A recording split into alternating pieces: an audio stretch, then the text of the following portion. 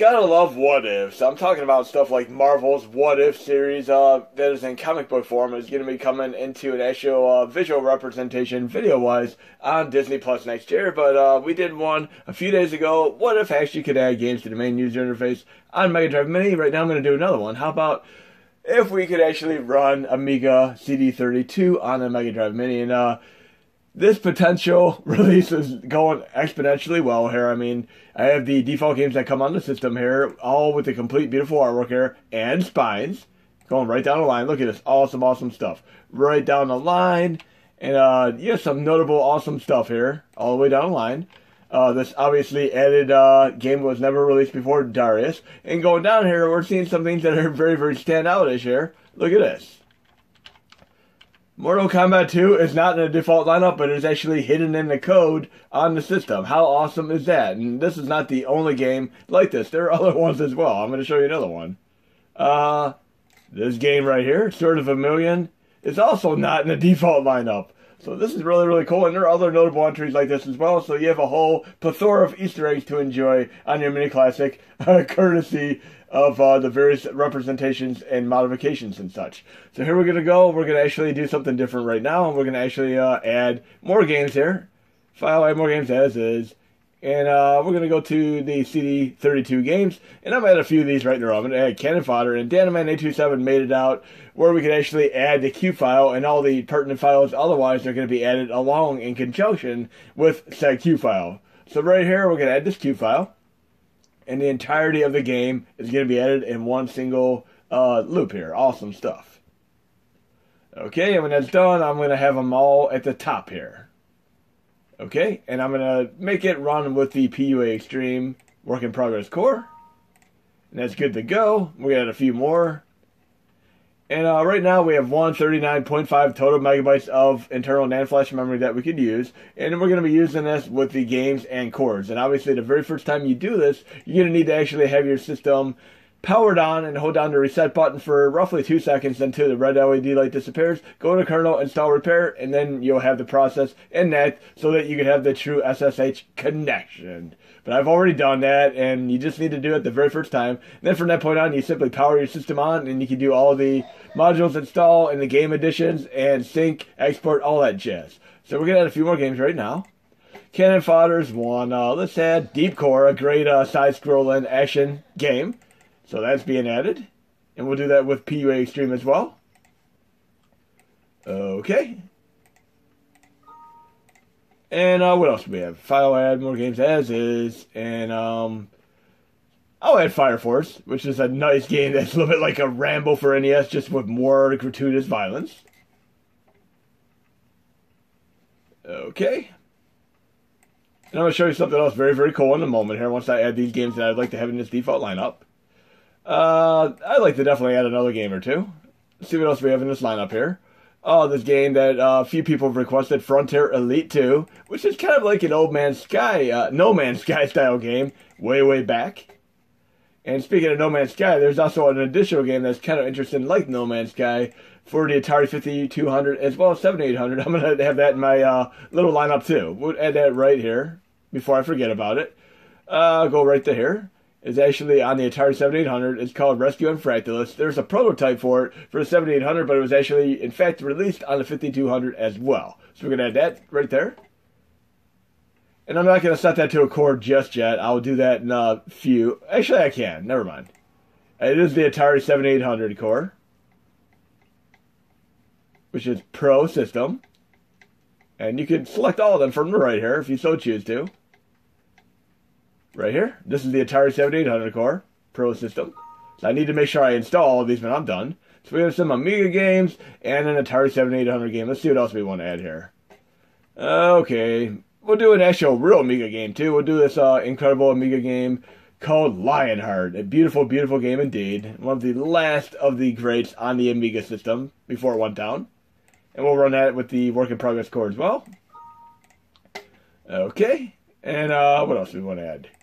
Do another Amiga CD32 game. Super Frog. Why not?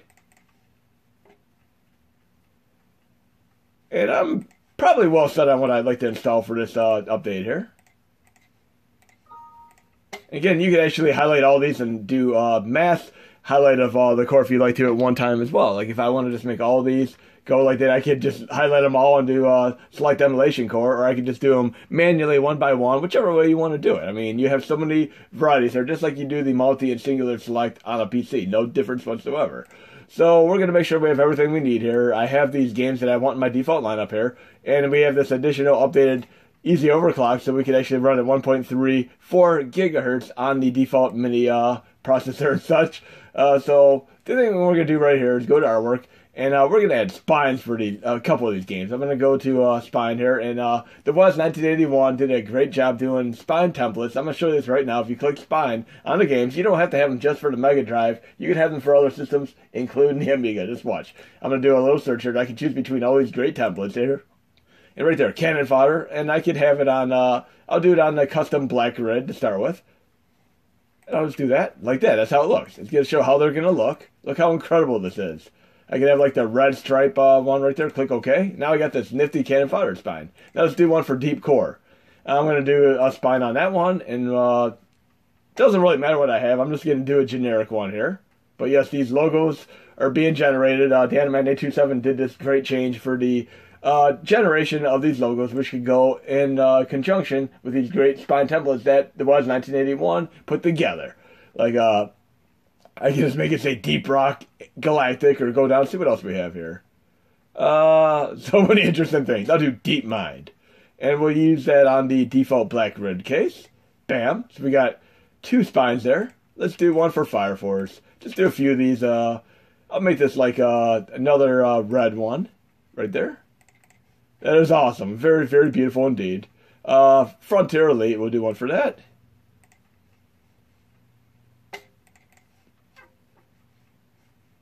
Very, very damn cool. Okay, that'll work. And we got a couple more games here. We'll do one for this one. Oh, this is working so awesome. Loving this. Rescue Unfractalist. We'll do that one next. Spine. We'll try like a Japan one here. Oh yeah, it looks almost like a Sega Master System style case. And then Super Frog.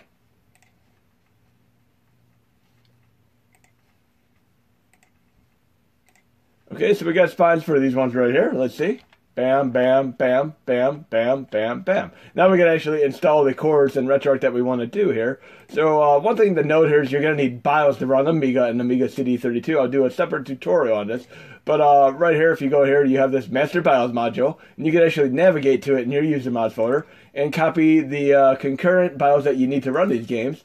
And you're going to put them in the system folder here. Right now I have the ones for Sega CD and television, and several ones for Amiga and CD32, as well as PlayStation and TurboGrafx CD. Them are the ones that I have right here accounted for. So I'm going to install that entire HMod right there.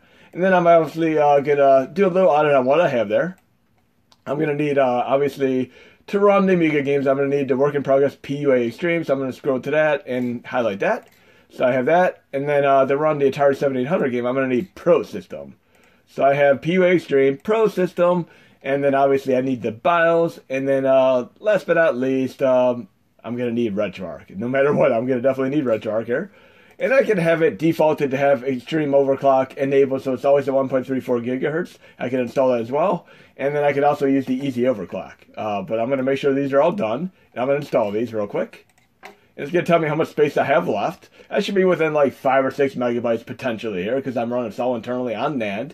But we're going to do a little gameplay demonstration of a few of these games. And I have to say from the get-go, Frontier Elite 2 is not a game I'm familiar with whatsoever. I'm probably going to just show you the game in action, not really be able to do much. But other games like Cannon Fodder, which I just played in my last PlayStation Classic demonstration, and a few of these other ones are pretty much get right into the game. So games like Frontier Elite 2, and a game like Cannon Fodder, you can learn Cannon Fodder in a minute and take a lifetime to master it. But on the other end, it's going to take you a lifetime to learn Frontier Elite 2, and that is what it comes down to. So we're doing the installation here, and a nice copy and paste mode here versus the way they used to do a slow transfer in the older days. And this is going to do a little disconnection here. And remember, the default micro USB cable that comes with your Mega Drive Mini will not work to do this. You're going to need to use at least one that's comparable, like the NES or SNES Classic or your phone charge cable. But right here, I'm good. I'm within 2 megabytes here, so I'm kind of pushing it. I'm not going to try to make a lot of saves. Then I'm going to go to synchronized games. Again, I'm within 2 megabytes here, so if I'm worried about this, I could actually deselect one of the games. But I'm going to leave these for right now here. Just go with the flow. And then I'm going to make sure these all go into the main directory. Get rid of that unstarted folder so it doesn't show my main user interface. And then if I have too much, it'll give me an error when I try syncing, and I can deselect them. But I'm just going to sync and leave these all go into here. And as long as I have enough space, they're all going to upload just fine. You can also see the command prompt style window right here from the debug version. Again, this is not released yet, but it's going to be potentially released sometime next year. But you're going to see some of this, what if we could run CD32 and all that jazz, and now Atari 7800 and even Amiga CD32. Okay, again, I'm within 2 megabytes, so I'm not going to go out of my way to make saves here. And of course, you can run USB host as well if you have an OTG device. Okay, this transferred just fine. And we're going to boot up the system here and test this out for a minute or two on these bad boys. Okay, all the games seem to have synced fabulously here, so we're going to try out Cannon Fodder first, which again, I've only played this twice now on the PlayStation Classic video where I was showcasing CD32, and right here and now on a Mega Drive Mini. Incredible game, so happy that you guys and gals have recommended this to me, along with madmonkey. Very first thing we're going to need to do, obviously once you get the update, which is work in progress, is go to the options, and go to quick menu, controls, and change it to CD32 pad. Because we are not using a keyboard and mouse for the CD32 system, it is entirely controller-based, which is a nice convenience for those of you who want to have a console-based port. And definitely listen to the initial song here. It has a great reggae song, complete with vocals, a real-life, true-to-home song. It is awesome. Very, very cool stuff if you like reggae music. And let's do a couple stages here real quick. And initially, I was a little bit warded off by the type of gameplay this was, because I played one Zelda game before where you actually had to highlight where you want your characters to go, and I'm more in the type of tried and true fashion where I actually can directly control my characters, but I have to say it at least grew on me. Yes, that Zelda game, I actually did use a hack so I could actually do it entirely with a controller and not have to use the stylus to point where I want to go. So it worked out both ways. Love that sound effect. It sounds like it's straight out of Punch-Out on, of course, Super Nintendo, that default sound effect there. Okay, we can control our characters with the one button, and we can shoot with the other. And I'd love to see them do something like Akari Warriors with this. And I would love to be able to shoot the birds, too. But I can see that the game gets incrementally and more creative as the levels go on. Why can't I shoot the birds up there? Come on, let me shoot the boa birds. Doing stage 2 now. And liking this in-between music here. As catchy as the RC Pro-Am in-between music. Obviously, the company Rare made RC Pro-Am. I'm going to be showcasing that more in the future because that is my top 10 NES games. And there are games on Amiga CD32 like RC Pro-Am, like Super Skid Marks 1 and 2 and Extreme. Okay, let's check this out. Stage 2. Okay, we could go a couple different directions here. And I like the terrain mobility here as well. Like, you actually are affected by the terrain here. Water, you move slower, you can't really shoot as well. Stuff like that. But ideally, we're going to check this out here. Oh, we got some memory soldiers right there. And if any of you have ever played the Cannon Fodder games before, definitely give me a few tips on how to more thoroughly enjoy this, because I'm not reading the instruction manual. I'm just playing and just trying it out, tried in true fashion, trial and error. And we're looking for some wayward enemies here who have lost their way here. Definitely quite addictive here. Okay, let's try going to the right here, see what we have about here. And we're going to try a few other games, obviously. And yes, the first time I ever played games like Shining Force and Command and Conquer and so on, I definitely was a little bit waysided by them as far as getting into them. Kind of like not quite a minute to learn, lifetime to master things. These actually did require a little bit of mastery, but a game like this, I got into it right from the get-go, and it definitely grew on me. Very, very cool stuff.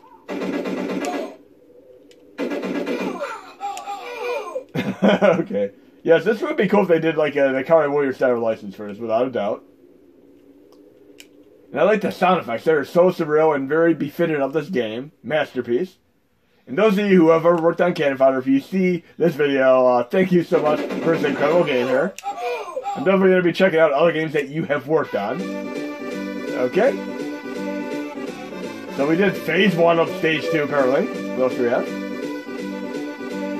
Kill enemies, destroy enemy buildings. Oh, I get to blow up some buildings here. Okay, things are definitely getting more technical here. And obviously I'm moving slower in the water here. Let's see what's over here. I think I can go and see what the world map is. Yeah, I can actually see the entirety of the map. It is a pretty big map. Down to the river. This is so cool. I know the stage is going to take a few minutes there, but I'll do just a few more seconds of it. Got the element of surprise there.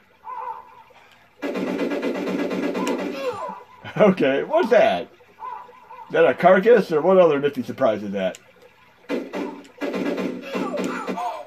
Okay. Yeah, definitely a cool game. I'm going to come back to that game, though. Let's see what other games we have here. There's another game that I played in my last video called Deep Core that was fun as well. And again, you're going to be able to use easy overclock. I'm already at 1.34 gigahertz, so I don't need to use it, but you can actually disable and enable overclock. Make it go from 1.008 gigahertz default clock level for the CPU up to 1.34 gigahertz, which is awesome. I'm going to try Deep Core right now. And I give personal thanks to BSNO for the Easy Overclock Edition and madmonkey for initially working in the Extreme Overclock to begin with. And Deep Core definitely strikes me as a very, very well done mobile phone style game with kind of like a Bane essence, Bane character from the Batman universe in a Metroid style game. You'll see what I mean here. And again, whoever works on this game, I'd like to give props to because it is a fun game. For what it's worth, I mean, these games take an incredible amount of patience and perseverance to develop. I mean, even the bad games, I'm not saying this is a bad game, I actually enjoy this game, but a bad game like, that has been notable as a bad game like Dr. Jekyll, Mr. Hyde for NES, obviously, they took an incredible amount of work as well. You have to appreciate what truly goes into these games, bad and good. Like Time Commando, considered bad game on PlayStation 1, Sega Saturn PC. I actually enjoy that game. I love being able to go to the different eras, kind of like Time Limit on NES, and seeing the type of different weapons you could use. Very cool. Let's see what we have here. I'm going to go to the left here. These pillars of destruction are not going to take me down because I've seen enough of these in my times of playing games throughout the years. See if I can get through here. Ah, that didn't work out too well. The explosion of my character is very, very funny here. Okay, only thing I need now is a turbo fire button. These sound effects are actually pretty cool. Almost sounds like somebody actually recorded the word pew, pew, pew, pew. It's hilarious. Definitely a great game to check out. And it doesn't take up much space either. Definitely going to be playing this. And I'm pretty sure throughout the course of the game I'm going to be able to level up and try some cool stuff. Do the tried and true jump and shoot. Mega Man style. Maybe I can avoid being taken out there. Use the pattern of recognition there. There we go. Give me some health here. I do like that these sound effects sound like somebody actually recorded them with their voice. That is awesome. Pew, pew, pew, pew, pew, pew, pew, pew, pew. Who recorded these? This is definitely a human voice doing these. And we got a character that's right out of Metroid. They're very, very inspired. Okay, let's go back to the main user interface and try a few more games real quick. Again, the Amiga CD32 is non-keyboard, non-controller, so you're going to be able to play those games with your controller just fine once you set it to the CD32 controller. And let's try out Fire Force now, the Rambo Flare style game. I consider it very much a Rambo style game without the Rambo license. I actually got a huge kick out of this game because it's so much like Rambo for NES that it's almost ridiculous, but with violence. I mean, gratuitous violence at that. Let's check this out for a brief moment. Go into the options here, controls, CD32 pad. And yes, if you ever wanted a violent Rambo game like NES style, here you go.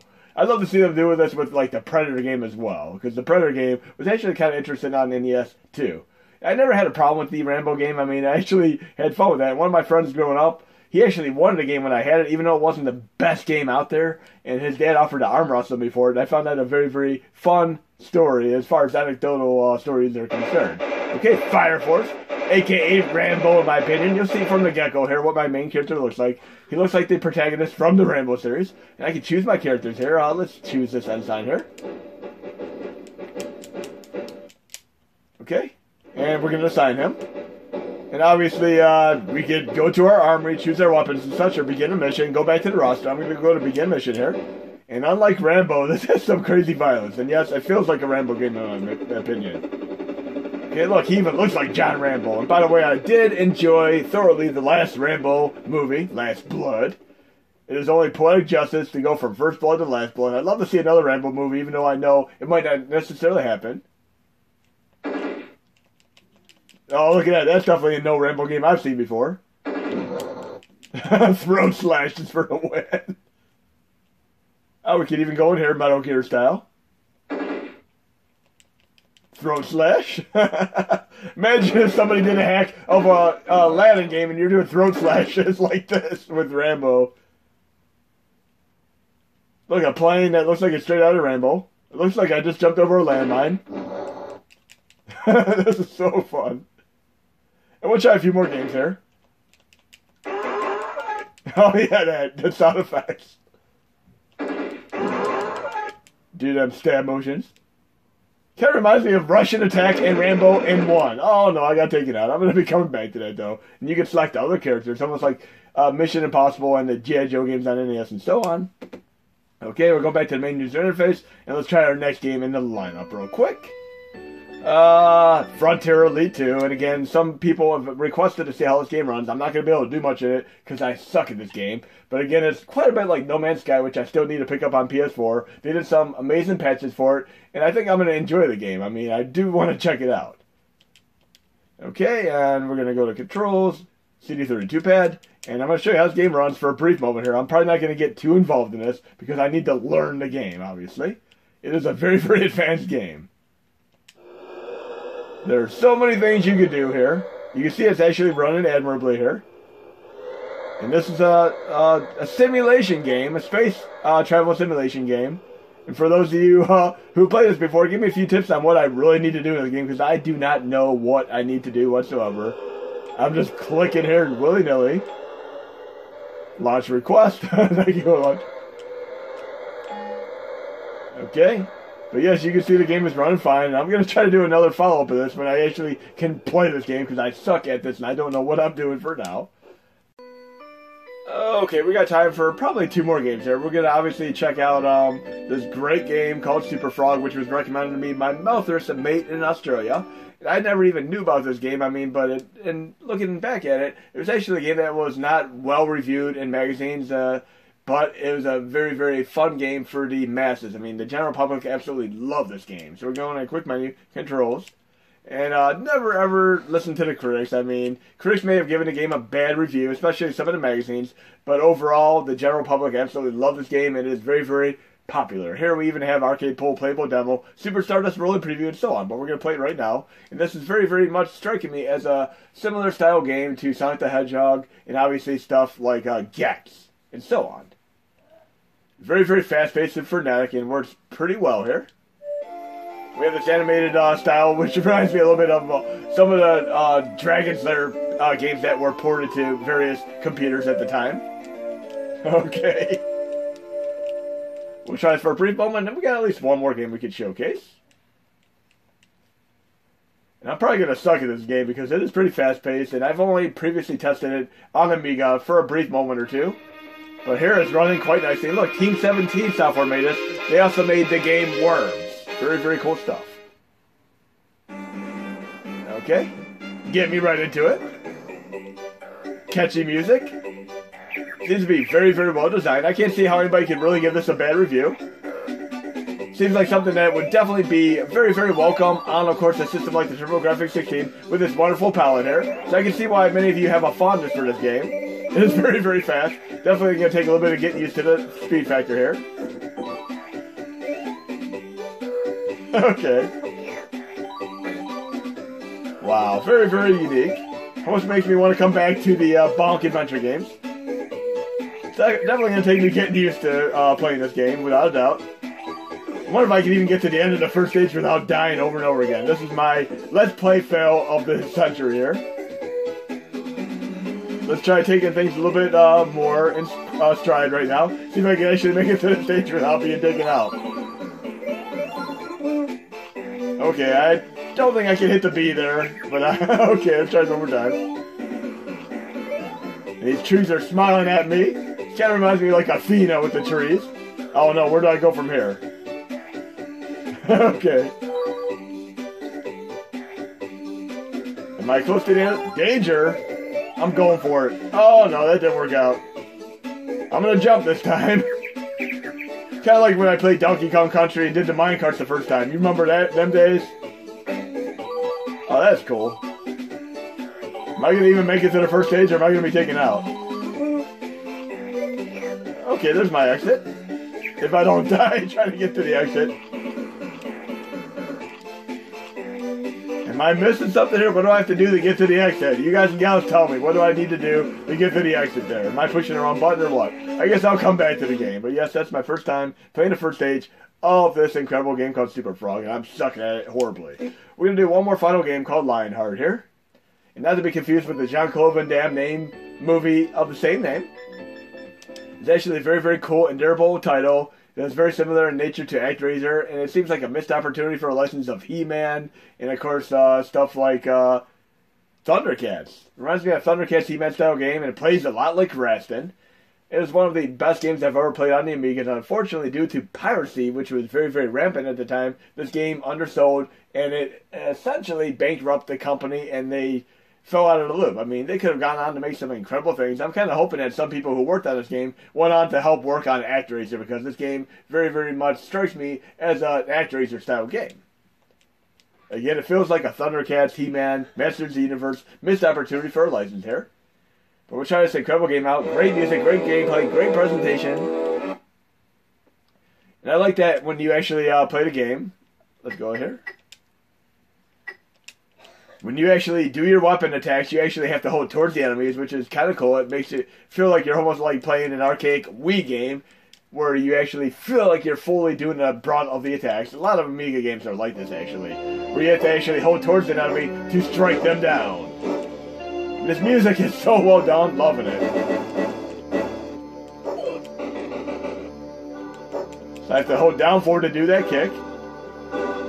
I love this music. Whoever composed this music did a great job.